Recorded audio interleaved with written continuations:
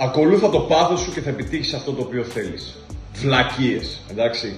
Ο Μάικλ Τζόρνταν, το πάθος του ήταν να παίζει baseball. Ωστόσο, διαλυόταν και έκανε 10 προπονήσεις την ημέρα για να παίζει μπάσκετ επειδή είχε ταλέντο σε αυτό και το δούλευε το ταλέντο του καθημερινά. Εν τέλει, σταμάτησε κάποια στιγμή, έβγαλε δισεκατομμύρια και συνέχισε να παίζει golf και baseball που του άρεσε σαν να το κάνει hobby, ήταν το πάθος. Οι άνθρωποι οι οποίοι μπορεί να σου λένε ότι κάνει το πάθος σου για να νιώθεις οικία, να είσαι χαρούμενος πάντα, να είσαι ευτυχισμένος κτλ. Δεν λέω, είναι όνειρο ζωής. Και αν το πάθος ενός άντρα είναι απλά να κάθεται και να παίζει φρουτάκια, τι θα του πούμε? Κάτσε και παίζει φρουτάκια όλη τη μέρα, κυνηγά το πάθος σου και κάποια στιγμή να σε πληρώσει. Τι βλακίες είναι αυτές? Για να φτάσεις εκεί που πραγματικά θες, πρέπει να κάνεις τα πράγματα τα οποία δεν θες. Όταν το καταλάβεις αυτό, η ζωή σου θα γίνει μακράν καλύτερη. Όχι από την πρώτη μέρα, ούτε από τη δεύτερη. Αλλά στο τέλος, αυτό που πραγματικά μισείς να κάνεις είναι αυτό το οποίο χρειάζεσαι.